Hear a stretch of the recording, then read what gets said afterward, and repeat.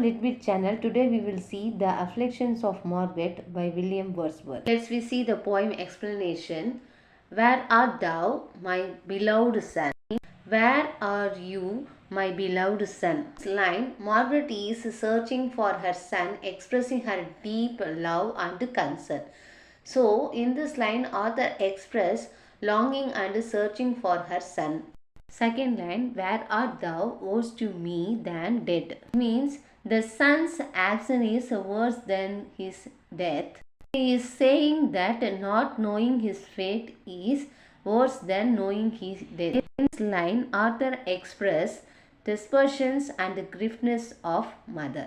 Next line, oh find me prosperous or undone. Means find me whether successful or failed. She wants to know whether her son is alive or dead regardless of his circumstance. In this line, author express urgency and desperation of mother. Or if the grave be now thy bed.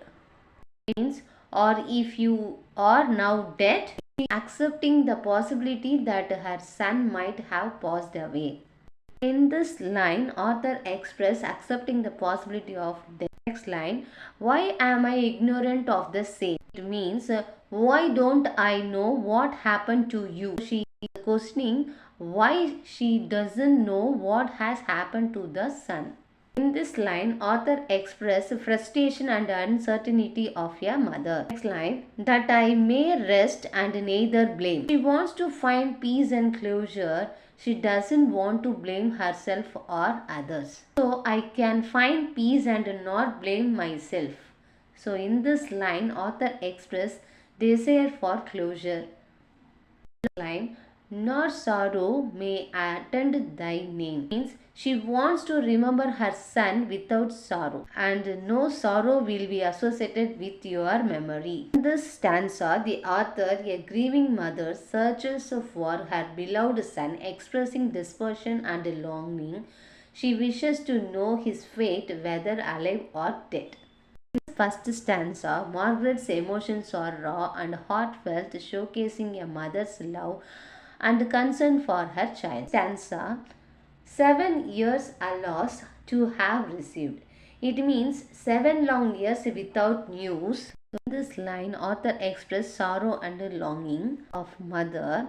7 years are lost to have received no tidings of an only child. In this line, Margaret laments that it's been 7 long years since she last heard from her only child, with no news or updates.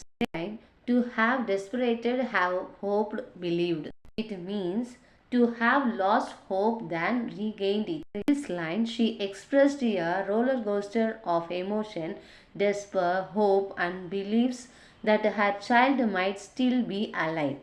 Next line, and been forevermore beguiled. It means and been forever deserved. Despite her effort to hold on to hope, she is being constantly deserved and disappointed with no resolution. In this line, author expressed resigned and frustration of mother. Sometimes with thoughts of very bliss, I catch at them and then I miss. In this fleeting moment, she imagines a joyful reunion with her child, but those thoughts vanish, leaving her with nothing. Last line, was ever darkness like to this? So in this line, Margaret asks if anyone has ever experienced a darkness as profound as her, implying that her emotional pain is unparalleled. So overall in this para to deliver about, she laments 7 years without news of her only child, escalating between hope and despair. Her emotions are intense and she tormented by uncertainty. In this stanza, the author masterfully conveys Margaret's anguish, capturing the complexity of her emotion and the depth of her suffering. As we see the next stanza, he was among the prime in worth. In this line, Margaret's son was especially in character and value. In the third stanza, he was among the prime in worth. It means he was exceptional. Margaret's son was exceptional in character and value. In this line, author expressed the pride of that son. An object beauteous to behold. It means a wonderful person to see. In this line, author expressed the admiration of that son, and he was a delight to look at, a wonderful sight. Next line, well born, well bred, I send him forth. It means from a good family, well educated. Then he came from a good family and was raised with good manners. In this line, author expressed the pride of son. Poem line, I send him forth ingenious, innocent and bold. Margaret remembers sending her son out into the world full of innocence, sincerity and courage. If things ensured that wanted grace, it means if anything happened that was less than perfect or lacking in elegance. It being said, they were not base. It means it been suggested that his action might have been improper, but Margaret insight they were not dishonorable. Last line, and never blush was on my face. It means she never felt ashamed or embarrassed by person's action. In this stanza, the mother recalls her son's admirable qualities, notable birth, good breeding, ingenuity, innocence, and boldness. She defines him, saying any mistake were not base. In this stanza, the author highlights Margaret's fond memories of her son, her desire to defend his reputations, and her ongoing emotional investment in his life. Next stanza, little doth the young one dream. It means the young don't understand. The young child is unaware of the significance of his action. So in these lines, author expressed the reflection of son. When full of playing and childish cares. It means when focused on childhood. In this line, author expressed nostalgia. The child is absorbed in play and innocent concerns. Next line, what power is in his wildest scream? It means the impact of the child's cry. In this line, author expressed the motherly love. He expressed even the child's loudest and most uncontrollable outburst have a profound impact. Line, heard by his mother unawares. In this line, on his mothers who may be taken off guard by the intensity of his emotion. Next line, he knows it not, he cannot guess. In this line, the child doesn't realize the depth of his mother's feeling. Years to a mother bring distress. It means as the child grows older, his mother's face increasing worries and sorrows. Last line, but do not make her love the less. Despite the challenges, a mother's love only grows stronger, not weaker. In stanza, the author reflects on the young boy unawareness of his mother's distress. Despite his growth, his mother's love remaining unwavering. In this stanza, the author highlights Margaret's poignant reflections on motherhood, love, and the passage of time, emphasizing the enduring nature of the mother's love. Next stanza, neglect me, no, I suffered long. It means don't ignore me, I have suffered. In this line, author expressed the plea. In this line, Margaret implored, don't forget me or outlook my sufferings. She has endured pain and hardship for an extended period. Next line, from that ill thoughts and being blind. It means from pride and ignorance. The poet explains her sufferings stems from a mistaken idea or misconceptions. Next line, said bride shall help me in my wrong. In this line, she thought bride would support her in her error or misjudgment. Next line, kind mother have I been I kind. Margaret asserts she has been a loving and caring mother. See the next line, as ever breathed, and that is true. It means she believes she has been as kind as any mother could be. I have wet my path with tears like dew. In this line, she has cried so much that her path is moist with tears like dew on the ground. The last line, weeping for him when no one knew. In this line, she expressed she has grieved for her son is secret unknown to others. In this stanza, the mother assures her son that despite her past neglect and pride, she now wiser and value love over worldly grandeur. In this stanza, the author highlights Margaret's emotional pain, self-awareness, and material love, expressing her enduring sorrow and kindness. Next stanza, my son, if thou be humbled poor. In this line expressed, Margaret addresses her son, acknowledging his possible struggles with humility and poverty. Next line, hopeless of honor and of gain. It means she recognizes he may feel hopeless about achieving honor or success. Next line, oh, do not dread thy mother's door. Means she reassures him not to fear coming to her even in his difficult state. Next line, think not of me with grief and pain. It means she asks him not to worry about causing her sorrow or pain. The next line, I now can see with better eyes. So in this line, Margaret claims she has gained a new perspective, seeing things more clearly. Next line, I worldly grandeur I despise. In this line, she expresses disdain for worldly wealth and status. The last line, and fortune with her gifts and lies.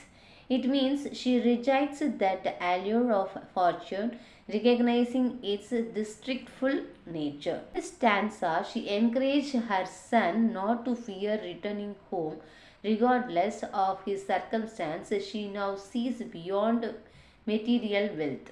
Stanza, the author highlights Margaret's growth, self-awareness, and unwavering love for her son, emphasizing her ability to see beyond material concerns. Next stanza, alas, the fowls of heavens have wings. In this line, Margaret observes that birds have the freedom to fly. See the next one, and blessed of heavens will aid their flight. In this line, she notes that winds will assist their journey. Next line, they mount how short a voyage bring. In this line, she marvels at how quickly birds can travel. Next line, the wanders back to their delight. So in this line, she sees how birds return to their joyful habitat. Next line, chains tie us down by land and sea. Margaret feels confined, restricted by circumstance. Next line, and wishes vain as mean may be. In this line, she believes her own desires are futile, like her wishes for her son's return. Last line, all that is left to comfort thee. In this line, she suggests that empty wishes are all that remain to console her son. In this stanza, the author contrasts the freedoms of birds with human constants. She acknowledges the futility of her wishes. So in this stanza, the author highlights Margaret's feelings of confinement, frustration, and desperations, emphasizing her sense of powerlessness and despair. See the next stanza. Perhaps some dungeon hears thee groan. In this line, Margaret imagines her son might be imprisoned, hearing his groans. Next line, maimed mingled by inhuman men. In this line, she fears he been brutally injured by cruel people. Next line, art thou upon a desert throne. In this line, she worries he might be abandoned in the desolate place. See the next line, inheritest the lion's den. In this line, she likens his situation to being in a dangerous and predatory environment, or being summoned to the deep. In this line, she fears he might have been taken away lost at sea. See the next line, though and all their mates to keep. In this line, she includes his companions, assuming they share the same fate. See the next line, to keep an incommunicable sleep. In this line, she believes they are in a state beyond reach or communication, possibly death. In this stanza, she is fearing her son's sufferings. She imagines a terrible scenario, imprisonment, desertion, or this stanza, the author highlights Margaret's darkest fears, emphasizing her sense of desperation and helplessness in his face of uncertainty. See the next stanza. I look for ghosts, but none will force. In this line, Margaret seeks evidence of the spirit world, but finds none. Next line, their ways to me, 'tis folliness said. She expects spirits to make themselves known to her. She believes the ideas of communication between the living and the dead is a lie. Listen to the next line. That there was ever intercourse between the living and the dead. In this line, she doubts the possibility of connection with the deceased. See the next line. For surely then I should have sight of him. I wait for day and night. In this line, if communications were possible, she would have seen her son by now. See the last line. With love and longing infinite. In this line, her love and yearning for her son are boundless. In this stanza, she seeks connection with the dead but doubt its possibility. If it were true, she didn't have seen her son by now. In this stanza, the author highlights Margaret's emotional pain, emphasizing her desperate search for connection with her son and her frustration with the silence from the spirit world. The next stanza, my apprehensions come in crowds. In this line, Margaret's fears and anxieties overwhelming her, gathering like a crowd. The next line, I heard the rustling of the grass. In this line, she started by even the smallest and the most innocent sound. Next line, the very shadows of the clouds have power to shake me as they pass. In this line, the fleeting shadows of clouds evoke fears, symbolizing her fertile emotional state. Next line, I question things and do not find one that will answer to my mind. In this line, she seeks answer, but nothing satisfies her questioning mind. And see the last line, and all the world appears unkind. It means to hear the world seems cruel and heartless. In this stanza, her anxieties and overwhelming her, even minor sounds and shadows evoke fears. In this stanza, the author highlights Margaret's intense emotional distress, showcasing her fertile mental state and desperate searching for comfort and understanding. This stanza, beyond participations lie my troubles and beyond relief. In this stanza, Margaret's troubles are beyond sharing or understanding and beyond comfort or solace. Line, if any chance to have a sigh, it means when she tries to express her emotion, they pity me and not my grief. In this line, she expresses others pity her but not the actual pain she is experiencing. The next line, then come to me, my son, or send some tidings that my vow may end. In this line, she implores her son to return or send news to end her suffering. See the last line, I have no other earthly friend. In this line, she feels isolated with no one else to return to. In stanza, her troubles exceed human understanding and relief. Others pity her but not her actual grief. She implores her sons to return or send word, ending her sufferings. She feels isolated with no other earthly friend. In this stanza, the author highlights Margaret's intense emotional pain, emphasizing her sense of isolation, desperation, and longing for connection and relief. This poem explores the themes of marital love and longing, uncertainty and despair, pride and self-awareness, freedom and constraints, mortality and afterlife, human connection and empathy, isolation and loneliness. Thank you viewers. Thanks for watching this video.